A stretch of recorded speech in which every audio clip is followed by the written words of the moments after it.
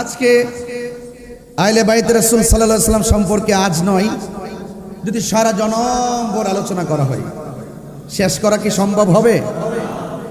রাসূল করিম সাল্লাল্লাহু আলাইহি ওয়াসাল্লাম বলেছেন, জাইয়িনু মাজালিসাকুম বিযিকরি আলিয়িন।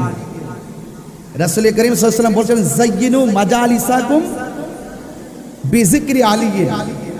রাসূল করিম সাল্লাল্লাহু আলাইহি ওয়াসাল্লাম বলেছেন, তোমরা এই মজলিসগুলোকে আমার আলীর আলোচনার দ্বারা সৌন্দর্য মণ্ডিত করো। সুবহানাল্লাহ বলেন। আন-নাজরু ইলা ওয়াজহি আলিয়িন ইবাদা। রাসূল করিম সাল্লাল্লাহু আলাইহি ওয়াসাল্লাম বলেছেন, মওলা আলী কাররামাল্লাহু তাআলা ওয়াজহুল করিমের চেহারা মোবারকের দিকে তাকানো ইবাদত। জোরে বলেন না সুবহানাল্লাহ। আরো বলা হয়েছে, রাসূল করিম সাল্লাল্লাহু আলাইহি ওয়াসাল্লাম বলেছেন, ইন্নাস সাঈদা আলা সাঈদ কুল্লা সাঈদ হাক্কুস সাঈদ মান আহাব্বা আলিয়ান ফি হায়াতিহি ওয়া বা'দা মাউতিহি। নিশ্চয়ই সবচেয়ে সৌভাগ্যবান, সত্যিকারের সৌভাগ্যবান সেই ব্যক্তি যেই ব্যক্তি হায়দার কাররার মুশকিল কুশা শের খোদা মওলা আলী রাদিয়াল্লাহু তাআলা আনহু জীবদ্দশায় জান প্রাণ হৃদয় তন মন উজাড় করে প্রেম নিবেদন করেছে, এবং যিনি শরীয়তের পর্দার আড়াল হওয়ার পর কিয়ামতের আগ পর্যন্ত যারা তন মন হৃদয়কে উজাড় করে দিয়ে মওলা আলী হায়দার কাররার মুশকিল কুশাকে প্রেম নিবেদন করবে, তারাই সবচেয়ে সৌভাগ্যবান ব্যক্তি। আমার ভাইয়েরা, আমি কিন্তু কিছু কুট করে করে কিছু দলিল উপস্থাপন করছি আপনাদের সামনে। রাসূল করিম সাল্লাল্লাহু আলাইহি ওয়াসাল্লাম বলেছেন, আনা ওয়া আলীউন মিন শাজারাতিন ওয়াহিদা। আমি এবং আলী হলো এক বৃক্ষ থেকে। জোরে বলেন না সুবহানাল্লাহ। ওয়ান নাসু মিন আশজারি শাত্তা। এবং যত মানুষ আছে সবাই হলো আরেক গাছ থেকে। জোরে বলেন না সুবহানাল্লাহ।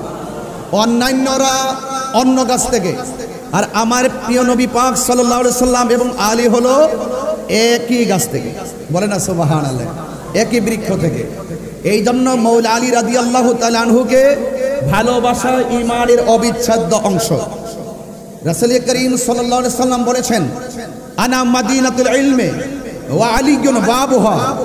আমি নবী হইলাম ইলমের শহর, আমার আলী হলো সেই শহরের দরজা। বলেন না সুবহানাল্লাহ। আল্লাহর হাবিব সাল্লাল্লাহু আলাইহি ওয়াসাল্লাম বলেছেন, মান আহাব্বা আলিয়ান ফাকাদ আহাব্বানি ওয়া মান আহাব্বানি ফাকাদ আহাব্বাল্লাহ ওয়া মান আবগাদা আলিয়ান ফাকাদ আবগাদানি ওয়া মান আবগাদানি ফাকাদ আবগাদাল্লাহ। যেই ব্যক্তি আমার আলীকে ভালোবাসলো সে যেন আমি নবীকে ভালোবাসলো, আমি নবীকে যে ভালোবাসলো সে যেন আল্লাহকে ভালোবাসলো। আমার আলীর সঙ্গে যে দুশমনি করলো সে যেন আমি নবীর সঙ্গে দুশমনি করলো, আমি নবীর সঙ্গে যে দুশমনি করলো সে আল্লাহর সঙ্গে দুশমনি করলো। যেই ব্যক্তি আহলে বাইতের সঙ্গে দুশমনি করে, যেই ব্যক্তি আল্লাহর সঙ্গে দুশমনি করে, যেই ব্যক্তি নবী পাকের সঙ্গে দুশমনি করে, তাদের ব্যাপারে আমার আল্লাহ বলেছেন, লাহুম আযাবুন আলীম। শুধুমাত্র তাই নয়, ওয়া আ'আদ্দা লাহুম আযাবাম মুহিনা। তাদের জন্য অপমানজনক শাস্তি রয়েছে। দুনিয়াতে তারা শাস্তি পাবে, আখিরাতে তারা শাস্তি পাবে। হাত তুলে বলেন ঠিক কি না বলেন।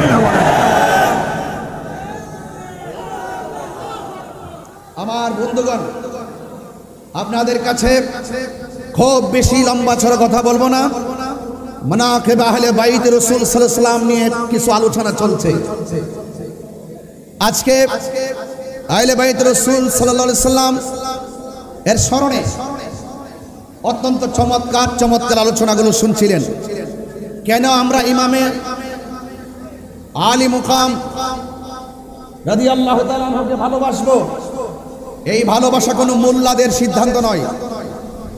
আহলে বাইতকে ভালোবাসা এটা স্বয়ং আমার রবের সিদ্ধান্ত। সুবহানাল্লাহ বলবেন না? কার সিদ্ধান্ত? রবের সিদ্ধান্ত। এই জন্য আপনাদের কাছে আমার অনুরোধ থাকবে, জানার নাম ঈমান নয়, মানার নাম হলো ঈমান। শুধুমাত্র মুখে দাড়ি আছে, মাথায় পাগড়ি আছে, কপালের মধ্যে দাগ আছে, পায়ের মধ্যে দাগ পড়ে গেছে, পানি দিয়া উজু গোসল সবই আছে, কিন্তু তার অন্তরে আহলে বাইতের মহব্বত নাই, সে কি ঈমানদার হতে পারবে? আরো বড় করে ঈমানদার হতে পারবে? আমরা জীবনের অবিচ্ছেদ্য অংশ হিসাবে আহলে বাইত রাসূল সাল্লাল্লাহু আলাইহি সাল্লামকে ভালোবাসতে চাই কি চাই না? আল্লাহ রাব্বুল আলামিনের কালাম সাক্ষী দিচ্ছে। আল্লাহ পাক রাব্বুল আলামিন বলছেন, কুল লা আসআলুকুম আলাইহি আজরান ইল্লাল মাওয়াদ্দাতা ফিল কুরবা।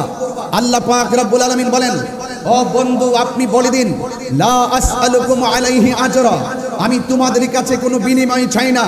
উহুদের জমিনে আল্লাহর হাবিবের দন্ত মুবারক শহীদ করেছেন এবং আল্লাহর হাবিবের বডি মুবারক থেকে, জিসিম মুবারক থেকে, আল্লাহর হাবিব সাল্লাল্লাহু আলাইহি সাল্লামের জিসিম মুবারক থেকে রক্ত মুবারক জড়িয়েছেন। আল্লাহর হাবিব বলেছেন, এর বিনিময়ে আমি কিছু চাই না, আমি চাই শুধু ইল্লাল মাওয়াদ্দাতা ফিল কুরবা, আমি চাই শুধু আমার আহলে বাইতের মহব্বত। চিৎকার মেরে কোন সুবহানাল্লাহ। আমার ভাইরা, অনুরোধ করে বলছি, আরেকটি হাদিস কোট করছি আপনাদেরকে, আরেকটি হাদিস আপনাদের সামনে আমি পরিবেশন করে শোনাচ্ছি। রাসূল করিম সাল্লাল্লাহু আলাইহি সাল্লাম তিনি একদিন ঘর থেকে বের হলেন। ঘর থেকে বের হওয়ার পর রাসূল করিম সাল্লাল্লাহু আলাইহি সাল্লামের শরীর মুবারকের মধ্যে একটি চাদর মুবারক ছিল। ওই চাদর মুবারক পরিধান অবস্থায় যখন তিনি বের হলেন, ফাজা আল হাসান ইবনে আলী রাদিয়াল্লাহু তাআলা আনহু, রাসূল করিম সাল্লাল্লাহু আলাইহি সাল্লামের কাছে ইমামে হাসান মুজতবা রাদিয়াল্লাহু তাআলা আনহু আসলেন। আসার পরে ফাআদখালাহু, আল্লাহর হাবিব সাল্লাল্লাহু আলাইহি সাল্লাম ওই হযরতে ইমাম হাসান মুজতবা রাদিয়াল্লাহু তাআলা আনহুকে তিনি চাদরের ভিতরে ঢুকালেন। সুম্মা জা আল হুসাইন রাদিয়াল্লাহু তাআলা আনহু, এরপর অতঃপর হুসাইন রাদিয়াল্লাহু তাআলা আনহু আসলেন। ফাদাখালা মাহু, আল্লাহর হাবিব সাল্লাল্লাহু আলাইহি সাল্লাম ইমামে হুসাইন রাদিয়াল্লাহু তাআলা আনহুকে চাদরের ভিতরে ঢুকালেন। সুম্মা জাআত ফাতিমাতুজ যোহরা রাদিয়াল্লাহু তাআলা আনহা, অতঃপর জান্নাতের কোটি কোটি নারী সমাজের সরদারিনী খাতুনে জান্নাত মা ফাতিমাতুজ যোহরা রাদিয়াল্লাহু তাআলা আনহা আসলেন। ফাআদখালাহা, এরপর হযরত আমার নবী পাক সাল্লাল্লাহু আলাইহি সাল্লাম হযরত ফাতিমাতুজ যোহরা রাদিয়াল্লাহু তাআলা আনহাকে চাদরের ভিতরে ঢুকালেন। সুম্মা জাআ আলীগিন রাদিয়াল্লাহু তাআলা, অতঃপর হযরতে মাওলা আলী রাদিয়াল্লাহু তাআলা আনহু আসলেন। আসার পর ফাআদখালাহু, এরপর আল্লাহর হাবিব সাল্লাল্লাহু আলাইহি সাল্লাম হায়দারে কাররার মুশকিল কুশা শের খোদা মাওলা আলী রাদিয়াল্লাহু তাআলা আনহুকে চাদরের ভিতরে ঢুকালেন। সুম্মা কাল, এরপর আল্লাহর হাবিব সাল্লাল্লাহু আলাইহি সাল্লাম ওই কোরআনের সেই আয়াতটা তেলাওয়াত করেছেন যাদের পবিত্রতার গ্যারান্টি ওয়ারেন্টি আল্লাহ দিয়েছেন, যাদেরকে অপবিত্র বলার কোনো সুযোগ নেই। এরপর আল্লাহর হাবিব সাল্লাল্লাহু আলাইহি সাল্লাম পড়েছেন, ইন্নামা ইউরিদুল্লাহু লিইউযহিবা আনকুমুর রিজসা আহলাল বাইতি ওয়া ইউতাহিরাকুম তাতহীরা। চিৎকার মেরে বলেন আল্লাহু আকবার। তাহলে বোঝা গেল কোরআনের দলিল অনুযায়ী আল্লাহর হাবিব সাল্লাল্লাহু আলাইহি সাল্লামের নূরানি জবান মুবারকের ভাষ্য অনুযায়ী আহলে বাইত রাসূল সাল্লাল্লাহু আলাইহি সাল্লামকে ভালোবাসা শুধুমাত্র দাবি নয়, এটা ঈমানের অবিচ্ছেদ্য অংশ। কথা বলেন ঠিক কিনা? এই জন্য আপনাদের খেদমতে আমার উদাত্ত আহ্বান থাকবে, এই জীবন তুচ্ছ, পথ পদবী তুচ্ছ, এই দুনিয়ার ক্ষমতা তুচ্ছ, আহলে বাইত রাসূল সাল্লাল্লাহু আলাইহি সাল্লামের মহব্বত আমাদের কাছে সবার শ্রেষ্ঠ। চিৎকার মেরে বলেন ঠিক কিনা বলেন? আমার বন্ধুগণ, আল্লাহর হাবিব সাল্লাল্লাহু আলাইহি সাল্লাম তিনি কেমন ইমামে হাসান ওয়াল হুসাইন রাদিয়াল্লাহু তাআলা আনহুমাকে কেমন ভালোবাসতেন, কয়েকটা হাদিস যদি আপনাদের সামনে তেলাওয়াত করি, পরিবেশন করি, আপনারা অতি সহজে বিষয়গুলো বুঝতে পারবেন। এরপর আমি একটু গঠনমূলক আলোচনা করব ইনশাআল্লাহ, আপনাদের ধৈর্য কামনা করছি। আল্লাহর হাবিব সাল্লাল্লাহু আলাইহি ওয়াসাল্লাম বলেন, নবী পাক সাল্লাল্লাহু তাআলা আলাইহি ওয়াসাল্লামের একজন সাহাবী, যিনি আশিকে রাসূল, যিনি অনেক হাদিস রওয়ায়াত করেছেন, আল্লাহর হাবিব সাল্লাল্লাহু তাআলা আলাইহি ওয়াসাল্লাম তার প্রিয় সাহাবী আন জাবির রাদিয়াল্লাহু তাআলা আনহু থেকে বর্ণিত কল, তিনি বলেছেন, দাখালতু আলান নবী সাল্লাল্লাহু আলাইহি ওয়াসাল্লাম, আমরা একদিন নবী পাক সাল্লাল্লাহু তাআলা আলাইহি ওয়াসাল্লামের সঙ্গে উপস্থিত ছিলাম। ওয়া হুয়া ইয়ামশি আলা আরবাতিন ওয়া আলা যহরিহিল হাসান ওয়াল হুসাইন, আমার নবী, আপনার নবীর নিজের হাঁটু মুবারকটাকে মাটির মধ্যে বিছিয়ে দিলেন আর নিজের সামনের দুইটা হাত মুবারককে সামনে বিছিয়ে দিলেন। নবীর সাহাবী হযরতে জাবের রাদিয়াল্লাহু তাআলা আনহু বলেন, আমরা তাকায় দেখলাম আল্লাহর হাবিব এমন সুন্দর করে হাত মুবারক দুটোকে বিছিয়ে দিলেন, হাঁটু মুবারক দুইটা বিছিয়ে দিলেন। হাঁটু মুবারকের নিচে ছোট ছোট পাথরের কণা ছিল, এই পাথরের কণার উপরে আল্লাহর হাবিব সাল্লাল্লাহু তাআলা আলাইহি ওয়াসাল্লামের হাঁটু মুবারকটা বিছিয়ে দিলেন। বিছিয়ে দেওয়ার পর ওয়া হুয়া ইয়ামশি আলা আরবাতিন ওয়া আলা যহরিহিল হাসান ওয়াল হুসাইন রাদিয়াল্লাহু তাআলা আনহুমা। নবী যখন সুন্দর করে পিঠ মুবারকটাকে বিছাইয়া দিলেন, আমার নবীজির পিঠ মুবারকের মধ্যে ইমামে হাসান ওয়াল হুসাইন রাদিয়াল্লাহু তাআলা আনহুমা উঠে বসে গেলেন। চিৎকার মেরে মহব্বতে মায়ার সুরে বলেন সুবহানাল্লাহ। আমার নবী আপনার নবী ওয়ায়াকুল ওয়া হুয়া ইয়াকুল, আমার নবীজি বলেন নিমাল জামালু জামালুকুমা, তোমাদের উট অর্থাৎ রাসূল করিম সাল্লাল্লাহু আলাইহি সাল্লাম কতই উত্তম। আবার আমার নবী বলতেছেন ওয়া নিমাল ইদলান আনতুমা, আর যে নবী পাকের উপরে দুইজন আরোহী উঠেছে, এই আরোহীগুলো দেখতে কতই না সুন্দর। আমার বন্ধুগণ, মুহসিনের রিওয়ায়াতকারীর মধ্যে হযরতে আবি হুরায়রা রাদিয়াল্লাহু তাআলা আনহু, তিনি একজন 5374টি হাদিস যিনি বর্ণনা করেছেন। আন আবি হুরায়রা রাদিয়াল্লাহু তাআলা আনহু, তিনি বলেন খরাজা আলাইনা রাসূলুল্লাহ সাল্লাল্লাহু আলাইহি সাল্লাম, আমরা একদিন আমার নবীর সঙ্গে ঘর থেকে বের হয়েছি। ওয়া মাহু হাসান ওয়া হুসাইনুন, আমার নবীর সঙ্গে ইমামে হাসান রাদিয়াল্লাহু তাআলা আনহু ছিল, ইমামে হুসাইন রাদিয়াল্লাহু তাআলা আনহু ছিল। হাযা আলা আতিকিহি ওয়া হাযা আলা আতিকিহি, আমার নবীজির দুইটা কাঁধ মুবারকের মধ্যে, এক কাঁধ মুবারকের মধ্যে ইমামে হাসান রাদিয়াল্লাহু তাআলা আনহু বসা ছিলেন, আর এক কাঁধ মুবারকের মধ্যে ইমামে হুসাইন রাদিয়াল্লাহু তাআলা আনহু বসা ছিলেন। মহব্বতে মায়ার সুরে বলেন না সুবহানাল্লাহ। এই জন্য আমার বন্ধুগণ, অনুরোধ করে বলি, যতটুকু আলোচনা শুনবেন হৃদয়ে ধারণ করবেন। মহব্বত ফটিক শরীর বাজারে কিনতে পাওয়া যায় না। আহলে বাইতের মহব্বত যদি আপনি বুঝতে চান, আহলে বাইতের রাসূল সাল্লাল্লাহু আলাইহি সাল্লামের মহব্বত যদি বুঝতে চান, তাহলে প্রেমিকের কাছে যেতে হবে। এই জন্য আমার নবী আপনার নবীর আহলে বাইতকে ভালোবাসার দরকার আছে না নাই? আমার বন্ধুগণ, আমার ভাইরা, আর ইবনে উমর রাদিয়াল্লাহু তাআলা আনহু قال, হযরত ইবনে উমর রাদিয়াল্লাহু তাআলা আনহু থেকে বর্ণিত, তিনি বলেছেন قال রাসূলুল্লাহ সাল্লাল্লাহু তাআলা আলাইহি ওয়াসাল্লাম, আল হাসান ওয়াল হুসাইন সাইয়্যিদা শাবাবি আহলিল জান্নাহ। আমার নবী আপনার নবী বলেন, জান্নাতের কোটি কোটি যুবকদের সরদার যারা হবে, সে হলো আমার প্রাণ প্রিয়তম নাতিদ্বয়, যার নাম হলো ইমাম হাসান ওয়াল হুসাইন। চিৎকার মেরে বলেন সুবহানাল্লাহ। এই জন্য আল্লাহর হাবিব সাল্লাল্লাহু তাআলা আলাইহি ওয়াসাল্লাম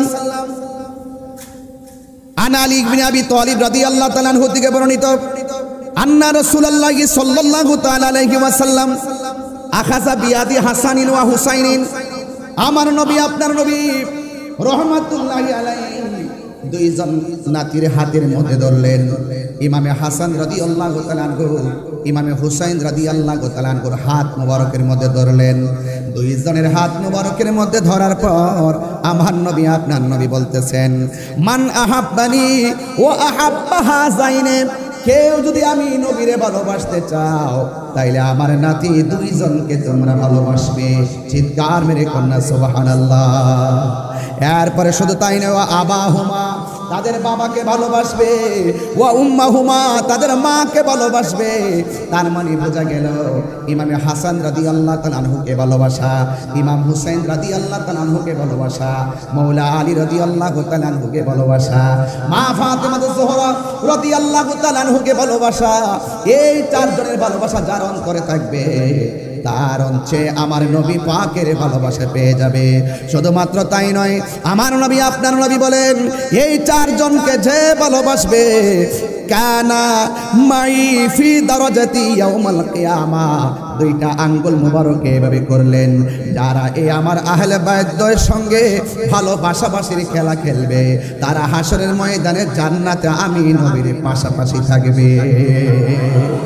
আরো বড় করে কোন আল্লাহু আকবার। এই জন্য আমার বন্ধুগণ, আজকে যারা এই মাহফিলের মধ্যে এসেছেন, আমি আপনাদের সামনে অনেকগুলো হাদিসের অবতারণা করেছি। যদি আমি ঘটনায় ঢুকে যাই, হাদিসগুলো আমি সিরিয়াল মতো বলতে পারবো না, তাই বলে ফেললাম। আল্লাহ রাব্বুল আলামিন কোরআন কারীমের মধ্যে বলে দিয়েছেন, এ বন্ধু আপনি বলে দেন রাসূল বলছেন আমি তোমাদের কাছে কিছু চাই না, আমি চাই শুধুমাত্র আমার আহলে বাইতের মহব্বত। এখন যারা আহলে বাইত রাসূল সাল্লাল্লাহু আলাইহি সাল্লামের সঙ্গে ভালোবাসা রাখবে তারা আমার নবীকে পেয়ে যাবে, যারা দুশমনি রাখবে তারা মুমিন হবে দূরের কথা মুসলমানই হতে পারবে না। কথা বলেন ঠিক না? কারবালার জমিনের কথা বলছিলেন সবাই। আজকে যদি কারবালার জমিনের ঘটনা কোন খ্রিস্টান ঘটাইতো মনটারে বুঝ দিতাম। দাড়িওয়ালা টুপিওয়ালা মুনাফিকের গোষ্ঠী আপনারা জবান খুলে বলেন এখনো বাংলার জমিনে সেই মুনাফিক আছে না নাই? এই আওয়াজ আমি না দাঁড়তইন কণ্ঠে বলে আছে না নাই? যারা ইয়েজিদের পক্ষে কথা বলে এরা কি মুসলমান হতে পারবে? এখনো আমাদের মতো মাইক ধরে বলে ইয়াজিদের নাকি কোনো দোষ নাই, ইয়াজিদ নাকি তাহাজ্জুদ গুজার, ইয়াজিদ নাকি অনেক নফল নামাজ পড়তো। এরা হলো বাংলার জমিনে ওই ইয়াজিদের প্রেতাত্মা। কথা বলেন ঠিক না বলেন? এদের সাথে হুসাইনি কাফেলার কোনো সম্পর্ক থাকতে পারে না। আজকের ধারা নতুন নয়। কেউ বলবেন এই বাংলাদেশে নতুন দুইটা ভাগ তৈরি করা হয়েছে, না না, দুইটা ভাগ এই বাংলার জমিনে 53 বছরের ইতিহাসে তৈরি হয় নাই। সেই কারবালার জমিন থেকে দুইটা ধারা হয়ে গেছে, একটা হলো ইয়াজিদের ধারা, আরেকটা হলো ইমাম হুসাইনি ধারা। কথা বলেন ঠিক না বলেন? পরিষ্কার কথা হলো, কনসেপ্ট ক্লিয়ার। আমরা আহলে বাইত রাসূল সাল্লাল্লাহু আলাইহি সাল্লামকে ভালোবাসি জানের চাইতে কম না বেশি? আরো বড় কম না বেশি? এখনো যদি হককে প্রতিষ্ঠার প্রশ্ন আসে, মাইজ ভান্ডার দরবার থেকে যদি হযরত কেবলার দরবারের পক্ষ থেকে যদি আমাদেরকে যদি ডাক দেওয়া হয়, দাঁতহীন কণ্ঠে বলুন ওই ইয়াজিদের প্রেতাত্মাদের বিরুদ্ধে, ওই মুনাফিকদের বিরুদ্ধে প্রয়োজনে জিহাদের যদি ডাক আসে আমরা সবাই চাপিয়ে পড়তে রাজি আছি না? ক্রোধ করে বলবো ইমানের দাম অনেক বেশি। আমরা সুন্নিদেরকে ডলার দিয়ে কিনা যায় না। যারা ডলারের কাছে ইমান বিক্রি করে তাদেরকে আমরা ইমানদার বলবো দূরের কথা মুসলমানই মনে করি না।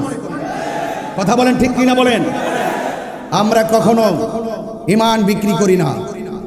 হকের লড়াইয়ে হককে প্রতিষ্ঠার প্রশ্নে আমরা আপোষহীন যোদ্ধার নাম। ইনশাল্লাহ আমাদের হৃদয়ে ইমাম হুসাইনি চেতনা আছে না নাই? আরো বড় করে আছে না নাই? ইমাম আলী মুকাম ইমাম হুসাইন রাদিয়াল্লাহু তাআলা আনহু তিনি কারবালায় গিয়েছেন।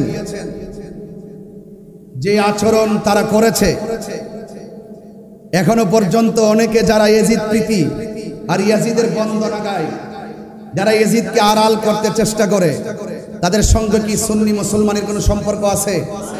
আমাদের কোনো সম্পর্ক আছে? ইমাম হুসাইন রাদিয়াল্লাহু তাআলা আনহু তিনি কারবালায় গিয়েছেন। যাওয়ার পর কি করেছে? যেই নবীজি সৃষ্টি না হলে, যারা সৃষ্টি না হলে, যারা সৃষ্টির ওসিলা না হলে, যারা সৃষ্টির মূল না হলে ফুরাতের পানি হতো না। কথা বলেন না কেন? তাদের জন্য পানি বন্ধ করে দিয়েছে। এটা কি মেনে নেওয়া যায়? এটা কি মেনে নেওয়া যায়? আমার ভাইরা, আমরা কখনো সেটা বরদাস্ত করতে পারবো না। আল্লাহর হাবিব সাল্লাল্লাহু আলাইহি ওয়াসাল্লামের প্রাণ প্রিয় আদরের দোলাল, যাদের প্রতি মহব্বত না রাখলে জান্নাতের আশা করা যায়? আশা করা যায়?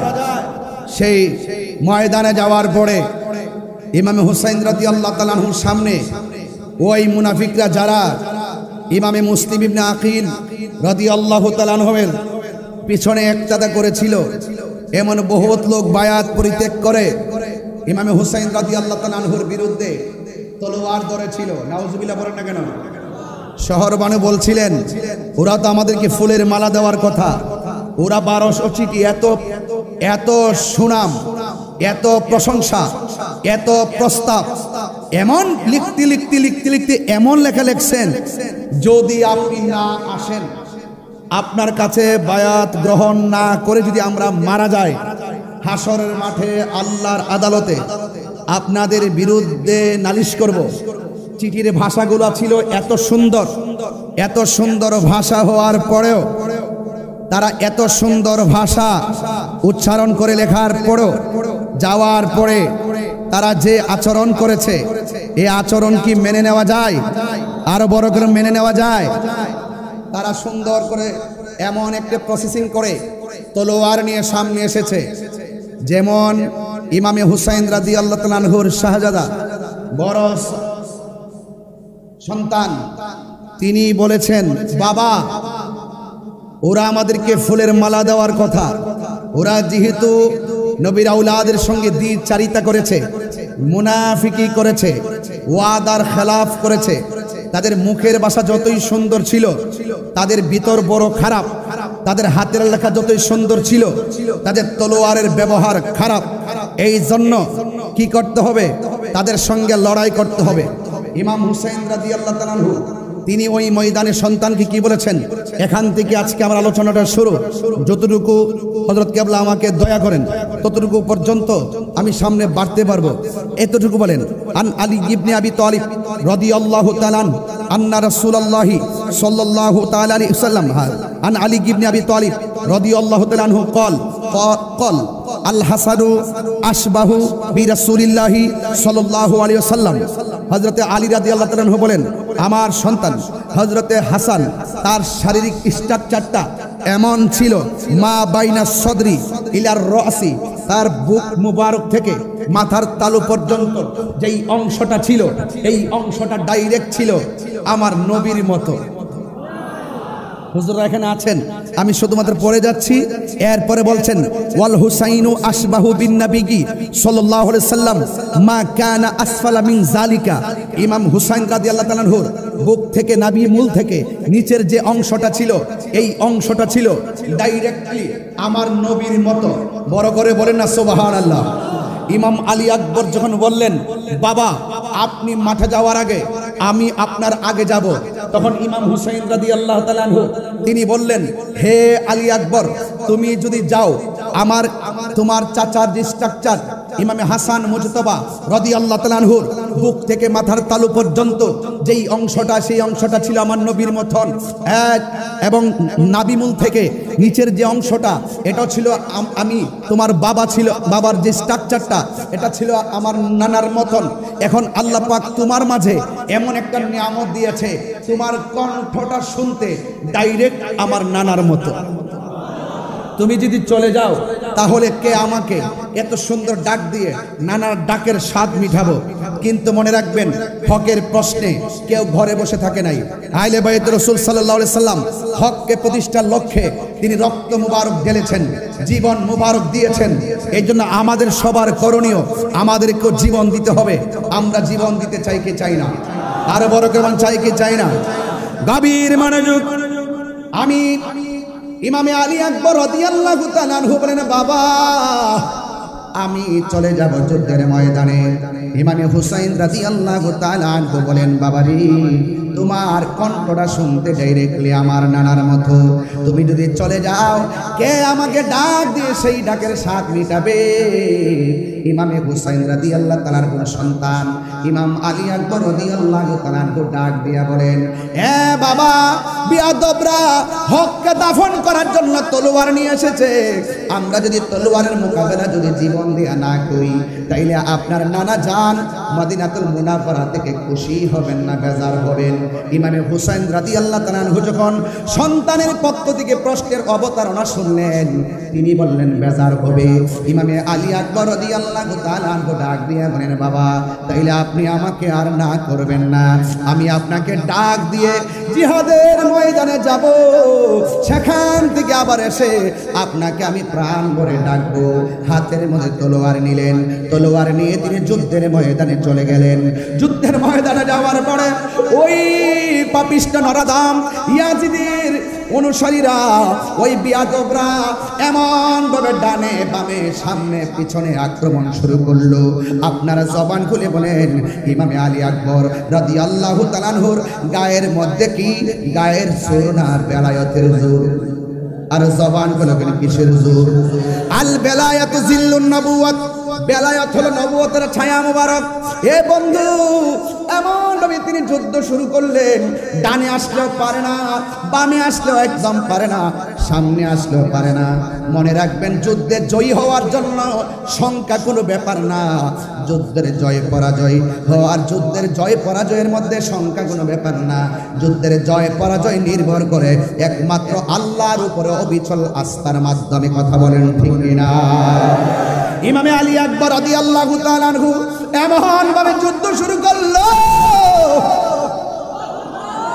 ডানে বামে সামনে পিছনে এমন ভাবে আক্রমণ করলো।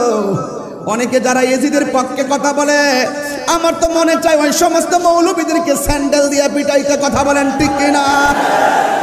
হাইরে, ওরা এমন ভাবে আক্রমণ শুরু করলো, ডানে বামে পিছনে এমন ভাবে নবীর আহলে বাইতকে মারার জন্য। হাইরে, তোরা কেমন মুসলমান, তোরা কেমন করে নবীর আওলাদের দিকে তীর নিয়ে আগালি রে? পাপিষ্ঠ নরদমের গোষ্ঠী, শুন শুন, ইমামে আলী আকবর রাদিয়াল্লাহু তাআলা আনহু এমন ভাবে যুদ্ধ শুরু করলেন। কিন্তু বিয়াদবরা সিদ্ধান্ত নিল, ডানে গেলেও যেহেতু পারি না, বামে গেলেও যেহেতু পারি না, সামনে গেলে যেহেতু পারি না, পিছনে গেল যেহেতু পারি না, তাইলে কি করতে হবে? সবাই সমানভাবে আক্রমণ করতে হবে। আর একটা বিয়াদবে মনে মনে ভাবতেছেন, ইমাম আলী আকবর রাদিয়াল্লাহু তাআলা আনহুর কণ্ঠটা যেহেতু নবীর মতো শোনা যায়, ওই কণ্ঠের মধ্যে একটা আঘাত করবে। চিৎকার মেরে বলে না নাউজুবিল্লাহ। এই কণ্ঠের ভিতরে আঘাত করার জন্য একটা বিয়াদব সামনে এগোচ্ছে। আর এসে কি করলো শুনেন, কণ্ঠ মুবারক বরাবর এমন ভাবে একটা তীর মেরে দিয়েছে। হঠাৎ করে বাবার কথা মনে হয়ে গেছে, আমি না আমার বাবারে ডাক দিলে আমার বাবা বড় শান্তি পায়, আমি নাকি ডাক দিলে আমার বাবা তার নানাজির ডাকের স্বাদ খুঁজে পাই। তাইলে আমি কি করব? সোজা আবার বাড়ির দিকে রওনা দিয়েছে।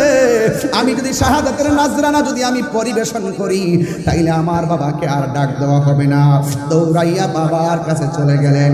বাবার কাছে গিয়ে বললেন, বাবা, ও বাবা, ও বাবা, ইমামে হুসাইন রাদিয়াল্লাহু তাআলা আনহু ডাক দিয়া গো, বাবা, তুমি যুদ্ধের ময়দানে যাওয়ার সময় কত সুন্দর করে আমাকে বাবা বলে ডাক দিয়েছো, কিন্তু এখন যুদ্ধের ময়দান থেকে এসে আমাকে তুমি ডাক দিচ্ছ, তোমার ডাকটা এখন আগের মতো ক্লিয়ার বোঝা যাচ্ছে না।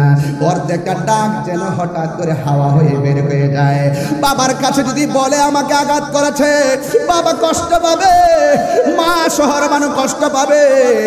আয় রে, ইন দি মিন টাইমে সন্তান বাবার ডাক দিয়ে, বাবা, আমি যখন যুদ্ধের ময়দানে গেলাম, ওরা আমার কণ্ঠটাকে লক্ষ্য করে আমার কণ্ঠকে ছিদ্র করে দিয়েছে। এই জন্য আপনাকে আমি ডাকতে গেলে অর্ধেকটা ডাক আমার ছিদ্র দিয়ে বের হয়ে যায়। ও ফটিকছড়ির বাবা, মাইজবান্ডার দরবারে আশিকিরা, হযরত কেবলার পাগলের দল, জবানটা খুলে উঁচু আওয়াজে বলেন না, ইয়া হুসাইন। হাইরে, আজকে মাইজবান্ডার দরবারে কি প্রেমের খেলা খেলছেন আপনারা? আমার তো মনে হয় ওই সময়ে ইমামে আলী মুকাম, ইমামে হুসাইন রাদিয়াল্লাহু তাআলা আনহুর জন্য তারা ফুরাতের প্রান্তরে পানি বন্ধ করে দিয়েছে। আমার তো মনে হয় আজকে মাইজবান্ডার দরবারের আশিকরা যেইভাবে আহলে বাইত রাসূল সাল্লাল্লাহু আলাইহি সাল্লামের প্রেম নিয়ে যারা হাজির হয়েছে, এই দরবারের শিক্ষা এবং দীক্ষা, আহলে বাইতের প্রেম এত চমৎকার, এই মুহূর্তে যদি কারবালা হতো আর ফুরাতের প্রান্তরে বিয়াদবরা যদি পানি বন্ধ করে দিত, মাইজবান্ডার দরবার শরীফ থেকে আকাশ পথে উড়ে গিয়ে ইমামে আলী মুকামের কাছে পানি নিয়ে হাজির হয়ে যেত। আল্লাহু আকবার বলেন। কেন বলছি? আপনারা দেখেন, গাজায় যখন আক্রমণ করলো ইসরায়েলের আগ্রাসনের বিরুদ্ধে আমরা 26 তারিখে ঢাকার ঐতিহাসিক প্রান্তরে জেগে উঠেছি। এই 26কে হৃদয় ধারণ করে একের পর এক 26 হবে। কথা বলেন ঠিক কিনা বলেন? মাইজবান্ডার দরবার থেকে যদি ডাক আসে, বাংলাদেশের যে কোনো প্রান্তরে টেকনাফ থেকে তেতুলিয়া পর্যন্ত আমরা সবাই থাকতে চাই, কে চাই না বলেন? দেখেন, ইসরায়েলের আগ্রাসনের বিরুদ্ধে আমরা রাজপথে শত বাধাকে উপেক্ষা করে গিয়েছি। বাংলাদেশ থেকে অনেক খাবার সেই গাজার মুসলমানদের ঘরে পৌঁছে দেওয়া হয়েছে। এর দ্বারা প্রমাণ হয়, এই মুহূর্তে যদি ইমাম আলী মুকাম রাদিয়াল্লাহু তাআলা আনহুর বিরুদ্ধে ওই মুনাফিকরা যেইভাবে তলোয়ার ধরেছেন, এইভাবে যদি আমরা সেই মাঠে থাকতাম, শোনেন, সেই তীর আসগরের পেটে লাগার আগে, গলায় লাগার আগে আমাদের মাইজবান্ডার দরবারের পাগলগুলো তাদের গলাটা বিছিয়ে দিত।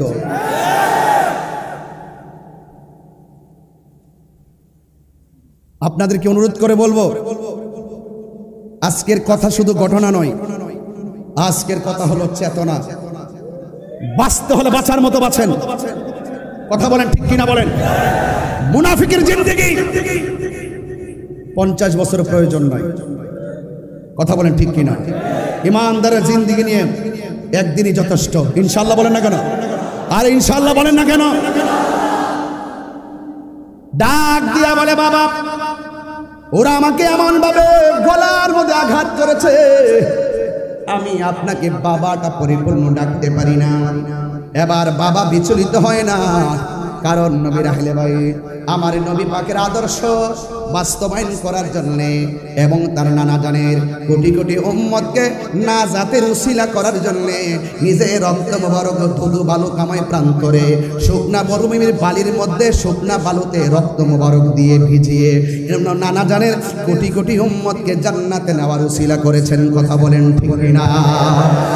এ ভাইরা আমার, ইমামে আলী আকবর রাদিয়াল্লাহু তাআলা আনহু বলেন, বাবা ও বাবা গো, আপনার কাছে কোনোদিন আমি কিচ্ছু চাই না, মেহেরবানি করে আমাকে একটু পানি দেন।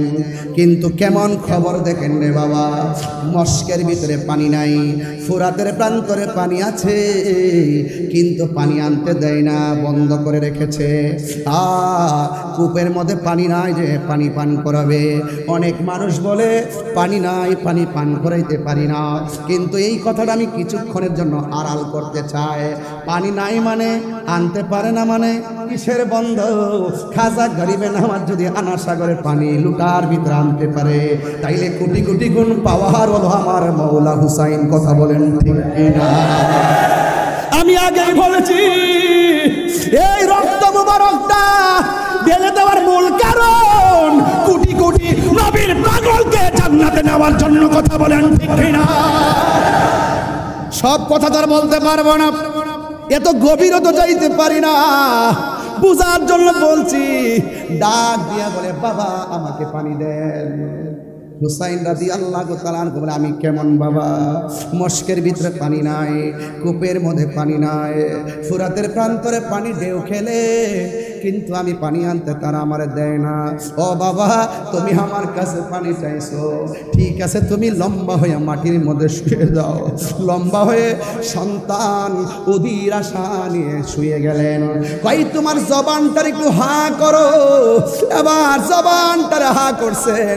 ইমামে আলী আকবর রাদিয়াল্লাহু তাআলা আনহু বলেন, আমি মনে করেছি আমার বাবা আমার মুখের মধ্যে ফুরাতের পানি ঢেলে দিবেন, হয়তো বা মস্কের পানি দিবেন, না হয় কূপের ভিতর থেকে পানি এনে দিবেন।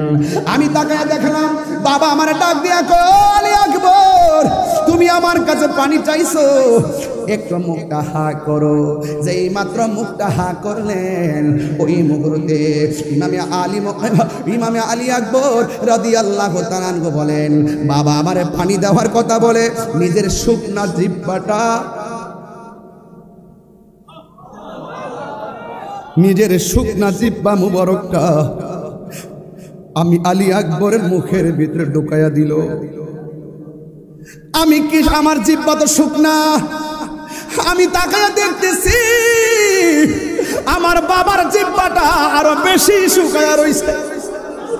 এবার ডাক দিয়া কয়, বাবা আমার বাবা আছে বলে আপনার কাছে পানি চাইলাম। আপনার বাবা শরীয়তে পর্দার আড়াল, এত শুকায় থাকার পরেও আপনি পানি মোবারক পান করলেন না, আপনি পানি পানি পানি পেলেন না, আপনার জিহ্বা মোবারক তারা শুকায় রয়েছে। ও বাবা আর পানি লাগবে না, আমার জন্যে আল্লাহর শাহাদাতের নজরানা আমার জন্যে অপেক্ষা করতেছে।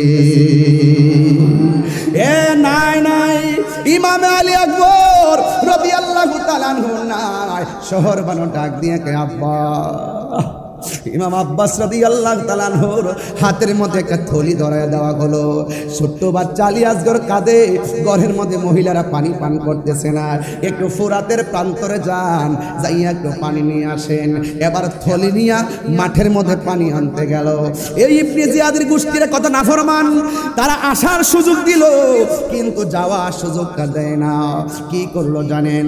ওই ফুরাতের পানি সুন্দর করে থলির মধ্যে নিতেছেন, আর পানির মধ্যে তাকায় দেখতেছেন আলী আকবরের চেহারা পানিতে ভাসে।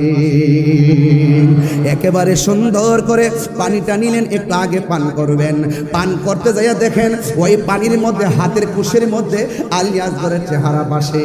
নিজে পানিটা পান করে নাই, পান না কইরা ওই ঘরের মানুষের জন্য ফুরাতের পানিটা যখন এই থলির মধ্যে নিলেন, এবার বিয়াদবরা তারে ধরলেন, কই যত এসি করো না কেন এই পানি নিয়ে তাঁবুতে যাওয়ার সুযোগ দেওয়া হবে না, এবার পানি নিয়ে যাওয়ার সুযোগ দেওয়া হবে না।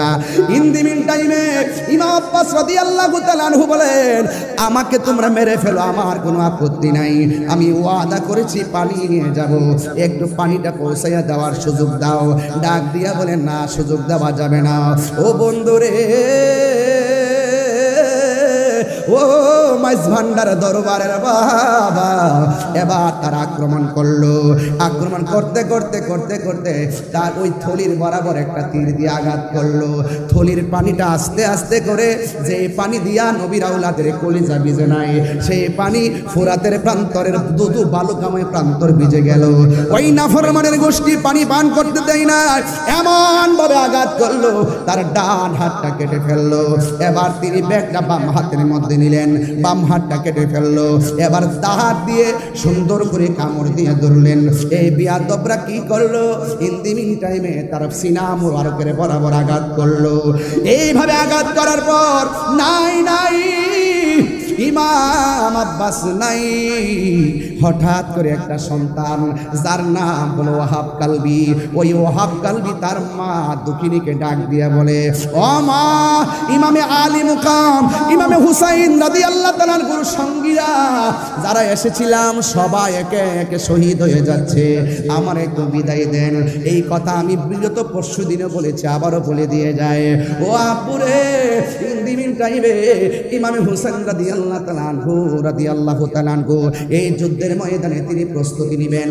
আর ওয়াহাব কালবি মাকে ডাক দিয়া বলে, ও মা, আমি কি করব? মা ডাক দিয়া বলে, এ ওয়াহাব কালবি, আমি তোমার কি হই? ওয়াহাব কালবি বলে, মা হই। আল্লাহু আকবার বলেন না কেন? মা হই, তাহলে ঠিক আছে, আমি তোমার মা। তোমাকে আমি একটা কথা বলি, তুমি হাতের মধ্যে তলোয়ারটা নিয়ে যুদ্ধের ময়দানে যাইবা।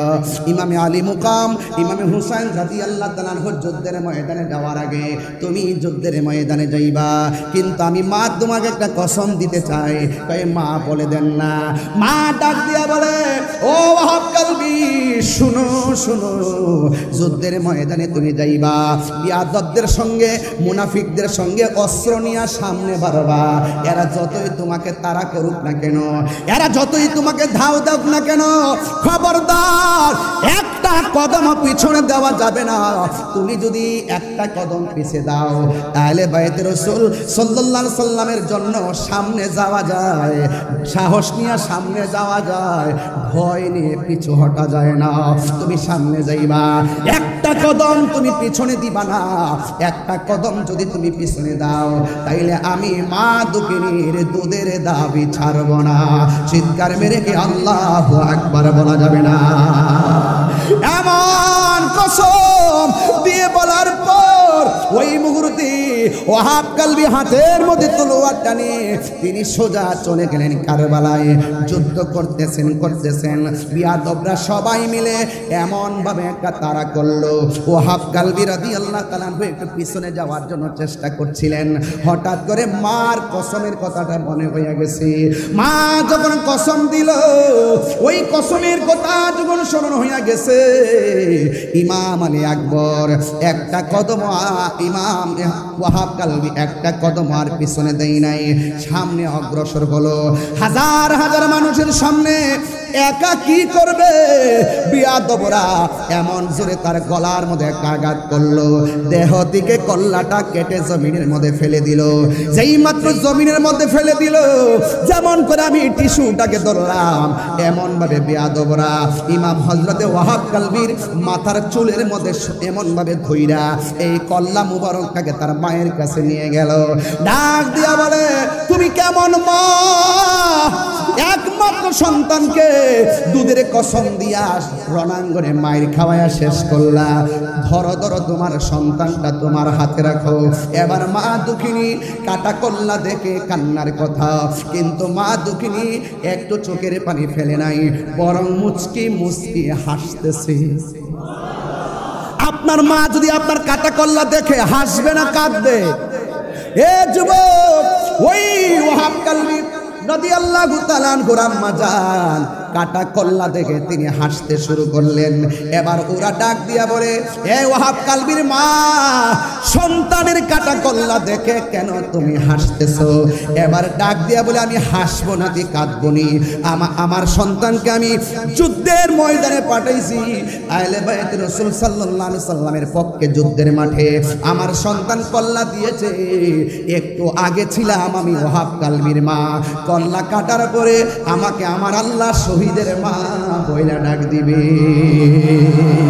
আরো বড় করে বলে না আল্লাহু আকবার। আমাকে আমার মা, আমাকে আমার রব আমাকে শহীদের মা বলে ডাক দিবে। আমি কাঁদবো কেন? তোমরা আমার সন্তানের কল্লাটা আমার হাতে দিয়েছো। আমি তাকে দেখলাম আমার সন্তানের ঠোঁট দুইটা নড়াচড়া করতেছে। আপনারা জবান খুলে বলেন, আল্লাহর পথে যারা জীবন দেয় ওরা কি মরা নাকি জিন্দা? আরো বড় করে বলেন, মরা নাকি জিন্দা? ওয়ালা তাহসাবান্নাল্লাযীনা কুতিলু ফি সাবিলিল্লাহি আমওয়াতান ফাআহইয়া ওয়ালা তাহসাবান্নাল্লাযীনা কুতিলু ফি সাবিলিল্লাহি আমওয়াতা বাল আহইয়াউন ইনদা রাব্বিহিম ইউরযাকুন। আল্লাহর পথে যারা জীবন দেয়, আওয়াজ করে বলুন, আল্লাহর পথে যারা জীবন দেয় ওরা কি মরা না জিন্দা? এটা কার কথা? আর জবান খুলে বলেন কার কথা? এরা শুধুমাত্র জিন্দা নয়, বাল আহইয়াউন ইনদা রাব্বিহিম ইউরযাকুন।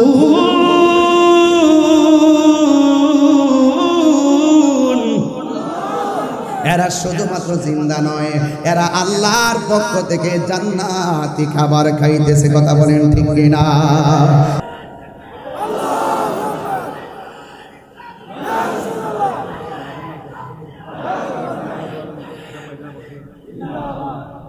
আল্লাহু আকবার বলেন। আমার কথা কি বুঝতে পেরেছেন? আরো যারা বুঝতে পেরেছেন, আমি একদম শেষ জায়গায় চলে এসেছি, একদম শেষ জায়গায়। আমরা কি ইয়াজিদি না হুসাইনি? মুখে নয়, দিলে বলেন, একদম দিলে বলেন হুসাইনি ইনশাআল্লাহ। মারহাবা বলেন, আলহামদুলিল্লাহ বলেন। কিছু কালামের অনুরোধ আসছে, আমি কিছু পারি, কিছু আমার জানা নেই, তারপরও আওলাদে পাক শানে গাউসুল আজম আজমান্ডারি ইনশাআল্লাহ বলবো, অবশ্যই বলবো, অবশ্যই বলবো এবং বলে আসছি। মারহাবা বলেন। এখানে এসে না আসার আগেই বলেছি, ওই সময় নজর করম প্রত্যাশা করেছি। আলহামদুলিল্লাহ বলেন না কেন? মারহাবা বলেন, বলি ইনশাআল্লাহ। আবারও ইমানটা তাজা করেন। ইয়াজিদি না হুসাইনি? মুনাফিক না মুমিন? মারহাবা বলেন ইনশাআল্লাহ। হৃদয়কে আলোকিত করুন। আপনি আমার সামনে দাঁড়াইছেন, এটা অনুচিত। বসুন, নিচে বসুন। আপনার পিছনে মিনিমাম 3000 লোক বসে আছে, একটু বসুন, এটা আদব রাখুন ইনশাআল্লাহ।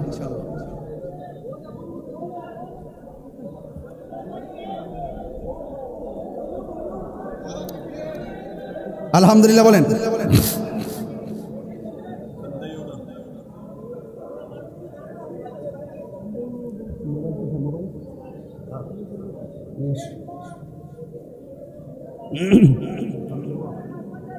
আলহামদুলিল্লাহ বলেন। আমি ওই দিন সব জায়গায় বলে আসছি, আমাদের 90টা মাজার ভাঙছে। এগুলো আমার হিসাবের ভিতরে। সবগুলো আবার ল্যাপটপে রাখার চেষ্টা করছি, কারণ এক মাঘে শীত যায় না। হুসাইনি কাফেলা জেগে যখন মাঠে নেমে যাবে, পালাইবার সুযোগ পাবে না। সিন্নি খাইলেন কার দ্বারা? মোল্লা চিনলেন না। এই মাজারগুলো কি ইহুদিরা ভেঙেছে? কথা বলুন। খ্রিস্টানরা ভেঙেছে? কারা ভেঙেছে? ওই যে ইয়াজিদের খালাতো ভাইয়েরা। কথা বলেন ঠিক কিনা বলেন। মাইজভান্ডার দরবার থেকে দ্বার্থহীন কণ্ঠে বলতে চাই, এই দরবারের আশেকরা যদি বাংলাদেশের যেই কোনো মাঠে চ্যালেঞ্জ, মাঠে জায়গা দিতে পারবে না। সবাই ঐক্য থাকবেন। দরবারে বসে আওলাদে পাক মহোদয়দের জবান থেকে বারবার শুনেছি, ইনারা বলেছেন যে আহলে সুন্নাত ওয়াল জামাতকে এগিয়ে নিতে গেলে হিংসা বিদ্বেষ পরিত্যাগ করতে হবে। ঘরে মোট 3 বার বলেছেন। এই কথাটা আমি শুনেছি। এই বর্তমান সময়ে এই কয়েকটা জিনিস পরিত্যাগ করা খুবই জরুরি। আমি সব জায়গায় বলি, মাইনাস নয়, মেনেস চাই, হিংসা মুক্ত সুন্নিয়ত চাই। আমাদের নিজেদের মধ্যে যদি কোনো সমস্যা থাকে, সমস্যা প্রয়োজন, সমস্যা পরিলক্ষিত হয়, আমরা নিজেরা ঘরে বসে সমাধান করে নিব। বাতিলরা হাজার বিতর্ক করার পরও দিন শেষে তারা এক হয়ে যায়, আর আমরা এক হতে পারি না। এটা আমাদের জন্য দুর্ভাগ্য। আমাদের ঐক্য হওয়ার দরকার আছে না নাই? আর বড় করে আছে না নাই? হুসাইনি চেতনা নিয়ে আমরা ইনশাআল্লাহ ঐক্য হয়ে যাব। কনসেপ্ট নতুন না, এটা কারবালা থেকে কনসেপ্ট। ওখান থেকে 2 ভাগ হয়ে গেছে। ইমাম, আপনি ইতিহাস তো জানেন না? ইতিহাস তো আমরা সবাই জানি।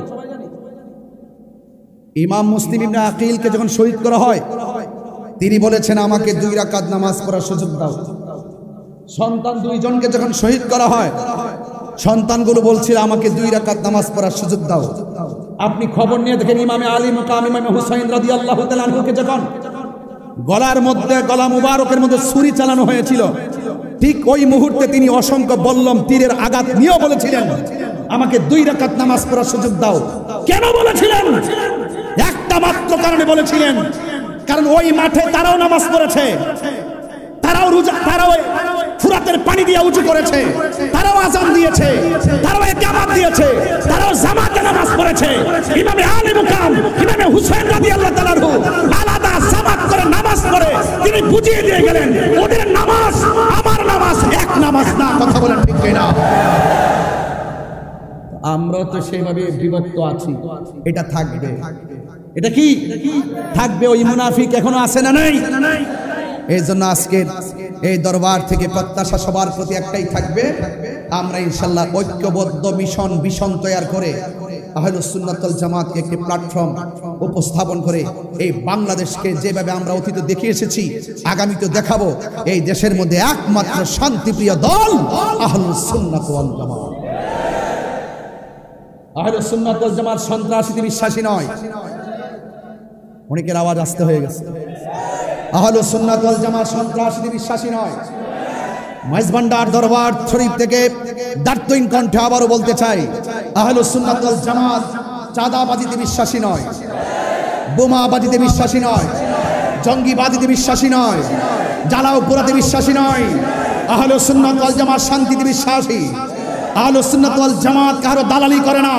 আহলুস সুন্নাত ওয়াল জামাত মদিনা ওয়ালার প্রেমের দালালি করে। কথা বলেন ঠিক কিনা?